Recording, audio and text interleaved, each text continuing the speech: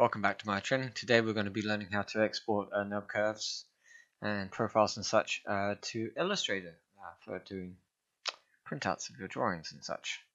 Okay, let's get started. So this is obviously where we'll be headed later, and this is our starting point. The original tutorial can be found from here at this website. I do recommend that you check out Christopher White's laws.us. It's got lots and lots of other tutorials. Now they're quite old, you can see it's from 2011. So I'm basically just giving a refresh and solving a couple of bugs that have occurred since this tutorial was done. But in effect, it's the same thing. Okay, so let's take a look. Okay, so let's start off with the our polygonal hook. So this could be your model as well. First things first, we need to make sure it's got enough polygons to be able to project the curves onto. So what we want to do is you want to go to Smooth Mesh and turn on Display. Now you can just do Page Up to increase the poly count. That should be enough. And then what we're going to do is we're going to modify that and convert it to polygons using Smooth Mesh Preview to polygons. There we go. We've got this enough resolution. Okay, so the first thing we want to do is I'm going to create the projection lines that go from the top down. Just do that, and then that will create our strated curves. So we get the nice relief curves that we see in the drawing. So to do that, we need to create a curve. CV curve is my favorite, so that's what I use. Linear is fine, and I'm going to hold down X, and I'm going to snap it to either end of the model. That's pretty good. And we're going to use Edit Duplicate Special or Control-Shift-D. And we want the dialog. So I've already used this before, so everything else would be, say, defaults. And then we're just translating in Z by 0.44. Apply Duplicate Special. That looks good. Press G. And keep pressing G until you get a clear front. I think the last one there is probably not needed. Then you select your curves. Then you select your mesh using Shift to hold to select both. And we want to go curves. No, it'll be under mesh. Project curve on mesh. Just go to settings, go edit reset. It should default to the plane direction, which is what we want. So project curves. If we go to the lowest one, beautiful kind of like yeah, very cool. So you could use this for terrains and all sorts of things. Very cool. Okay, so tell you what, we don't need those curves anymore, so they can all go bye-bye. In fact, we'll keep curve 1. I like curve 1. So the history's gone from that now. Curve 1, if I go modify center pivot, it is slightly out. Okay, so here we go. So that's centered, that's good. So now what I'm going to do is I'm going to use this curve to create all the different profile projection curves. So the first one I'm interested in is roughly here. We'll scale them in a minute and use Control D to duplicate. And we want another one.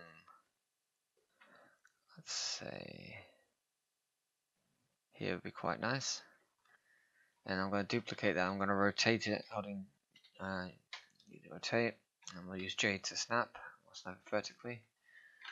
I'm going to move this up, and I want this to be center of the vertical there. And we'll extend it to go for the whole height of the hook. Okay, it's looking pretty good. This one's going to be shorter, obviously. Let's go and have a look at our design. So you've got a profile going across.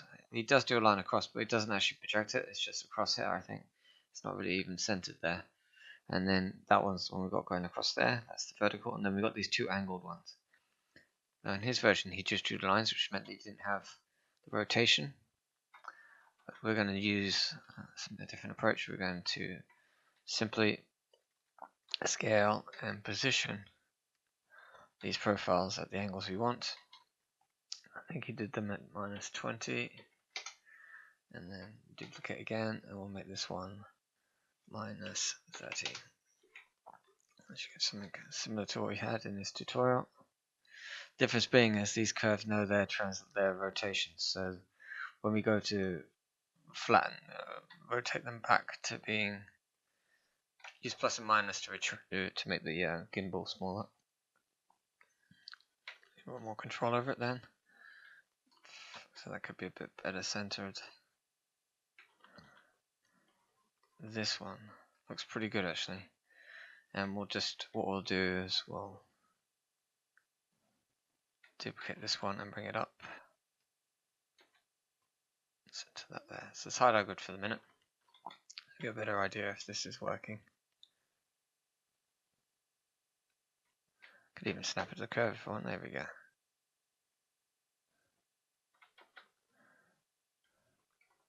That looks pretty good. There would be a way of doing exactly. So turn on mesh.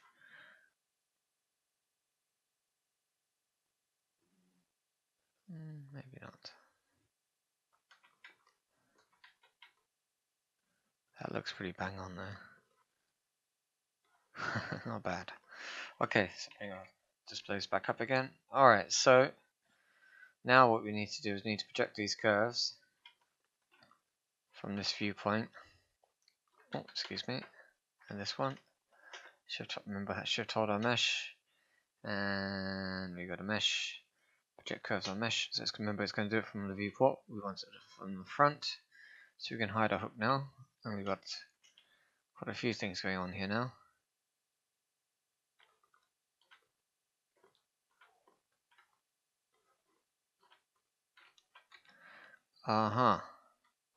Okay, so that one does need to be kept at full length because it is connected to the other ones. Okay, that's pretty good. Don't need this one. Let's get rid of. So let's move this down slightly, and I'm going to select these projected curves, and I'm going to delete the history, which is Shift Alt D, and then no longer we'll have that history associated. So we can scale it down. Okay, so let's take our profile curves and group those, and put those on a new layer from selected, and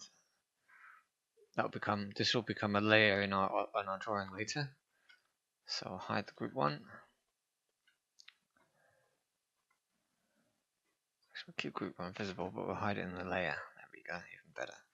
Okay, so you're surplus, we don't need you.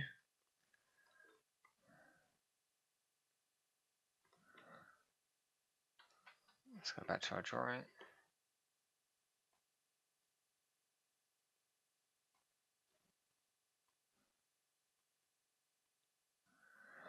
Okay, so the next step is you're going to draw those profile lines. To do that, you select all of your lines here, like this. And we're going to do the duplicate special to bring them forward.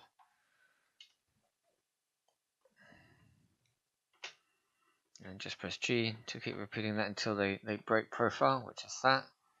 Okay, so now what we're going to do is we're going to trim these curves or lines using our circles or previous profiles. The way we do that is select all the lines you want to cut, then select the cutter at the end, then go to curves, cut, and let's go to the option box, go edit, reset, and then all you want to do is make sure you've checked use last curve. The reason for that is you'll keep the curve there. Let's go apply, oops, using last curve, edit, reset. Let's make sure the history's gone as well, Shift Alt D.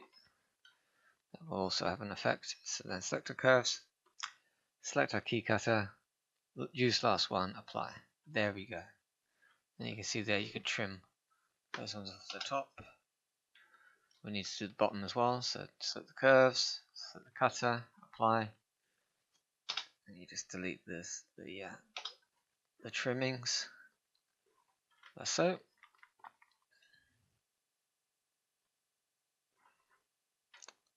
Okay, those lines aren't needed. Okay, so I've done it again. So you want to keep this line. The original profile lines are needed, so we'll keep all of these, otherwise they're all going to get trimmed, which is always what happens when I do this.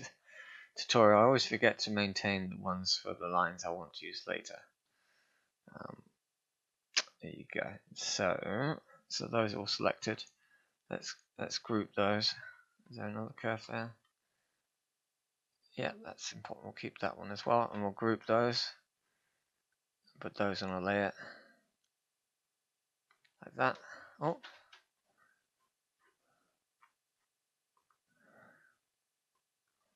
Create layer from selected.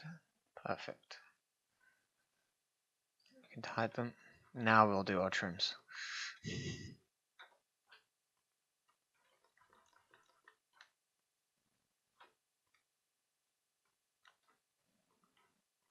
Okay. We can do it with somewhat impunity.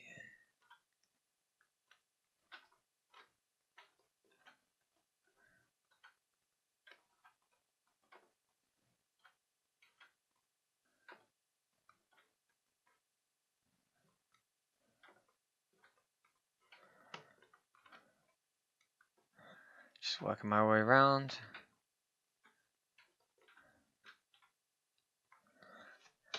This can go. Let's just do this.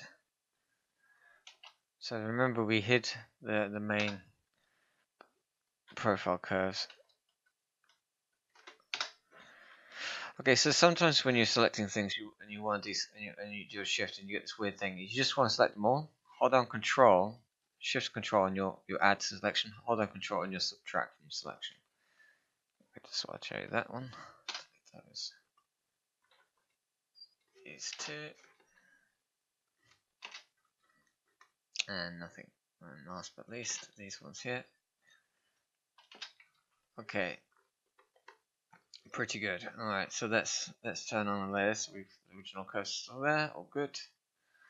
Okay, so now the trick is we want to now do the lines going the other way. So let's go to Illustrator file to show you what I mean. So we've created these lines going across. Now we're going to create the lines going back. And then we're going to trim those with our main profile curves to finish it off. So let's do that. How do we do that? Let's turn on a grid again. Now if I draw a line from the center here out, the origin will become the pivot point, which is what we want. So if I go create curve, CV curve, it doesn't matter how long this curve is. Hold down X to snap it to the center, and then just any sort of length out the back will be fine. You see now it's got its rotation, it's transforms here. So if I turn off the grid and I turn on wire snapping, this is a trick. So now you ignore this altogether. You come up to the curve. Let's do some line smoothing. You come up to the curve. You want to place that one on, and middle click on the edge, and it will jump to your cursor, and then just slide to the end of the line, and then it will line up. That's a simple matter. Control D to duplicate. Remember, don't touch this. Just touch the line. Click on the line with the middle mouse, and it will jump. Control D, jump. Control D, jump. And you've just laid the first one. Go to the next one.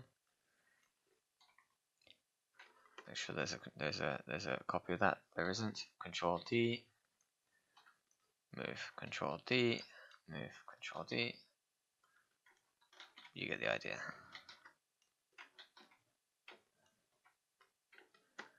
Took me a while to master this, but when it is, it's actually quite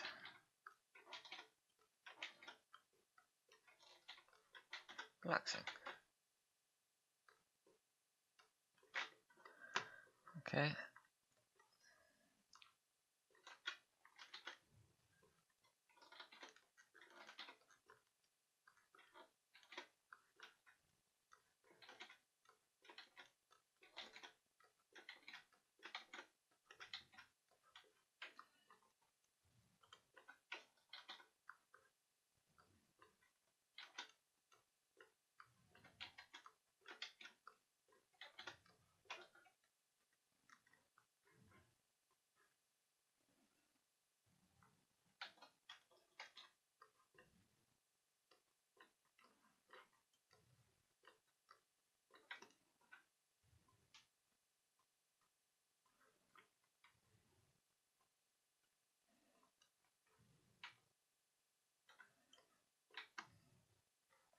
Here, sometimes you'll get a little stuck, so sometimes you need to pull it off, give it a little wiggle, and then it's ready to go again.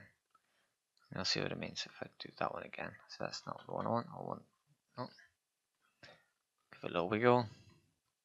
There we go. By clicking in the middle, it says you can move anywhere. If you click on one of the lines, it's going to try and stay in that line. So don't do that. We'll Control D and then bring it in.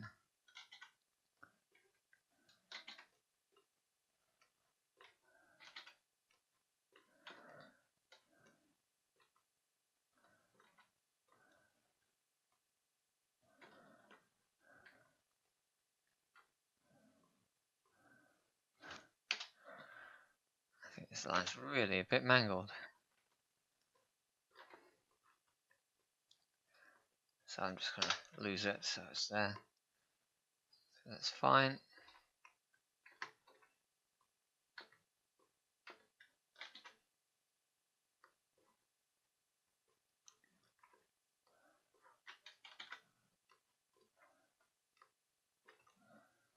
Okay, so we've got all our lines. Now let's trim them. So select the lines, select the profile, curves, cut, delete the extra lines, and just do this for each one.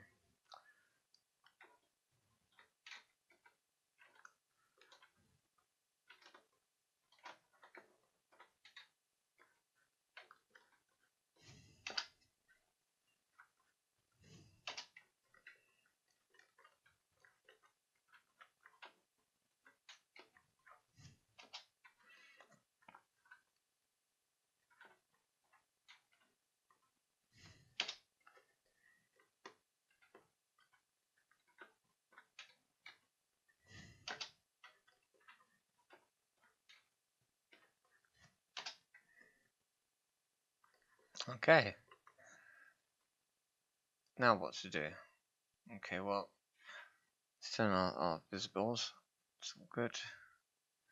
Alright, so now it's a matter of parenting these objects and getting them ready for exportation. So we select all the objects we want and then make sure the last one we want to be the parent, which is our main key line here. Press P and that'll parent. And so it'll make sense in it. So we select them all and set the line. So it becomes the last thing, select it, press P. You select the line now and do rotation, it will move all the objects with it. It's kind of cool. So select all those. P for parent.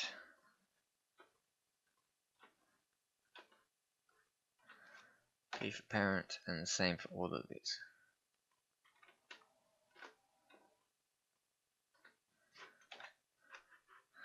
Now, when we export this to Rhino, it's important that we actually lose all of these transforms in the end. The reason being is for some reason when the IGES export, it doesn't support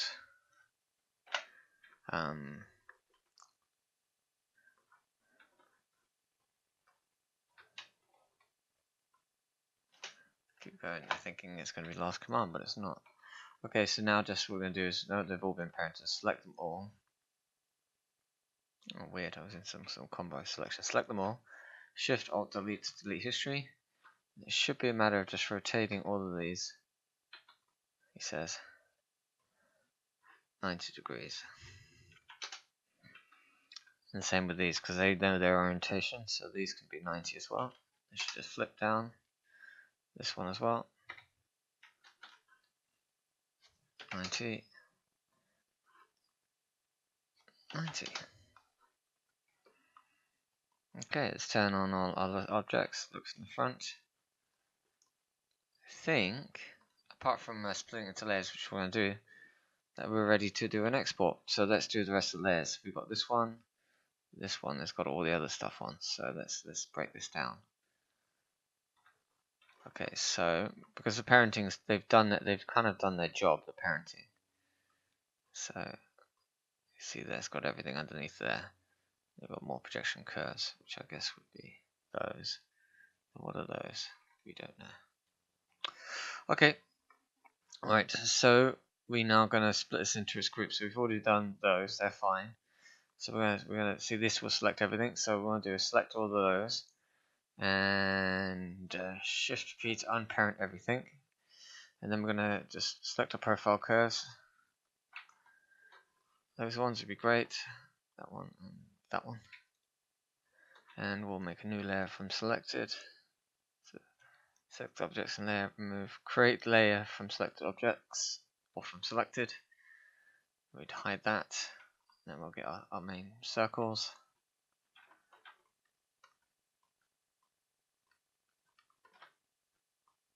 Layer from selected. Hide. And then finally we'll do this as well.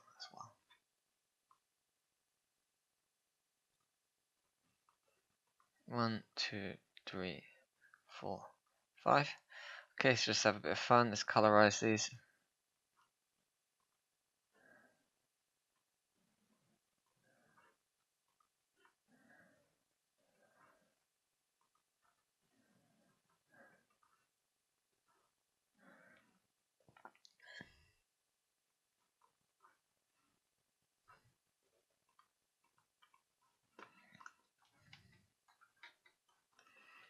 There you go, nice bit of fun. Technicolor Dreamcoat. Again, so now the last thing to do is to prep it for Rhino.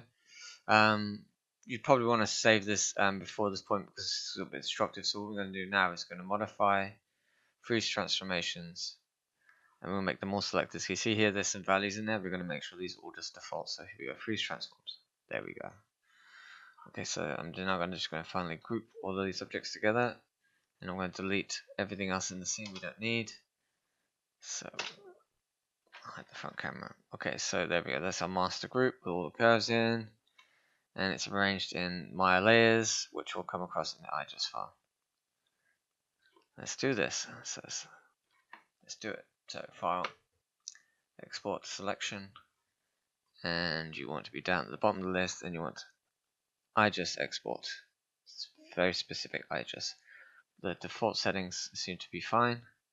Export selection. I'm going to, here we have, we already got it, so we've got test IGES or export from Maya. This is the suggested one. Let's do that. Great stuff. Let's go into Rhino. A little demo. File, import. Let's go to where the file lives. I've got my USB key actually, it probably is. Export from IGES, 518 kilobytes, so it should have some size to it. Apply.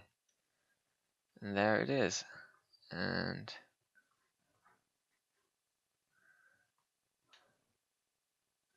export selected. And we'll want Illustrator. Where is it? There it is.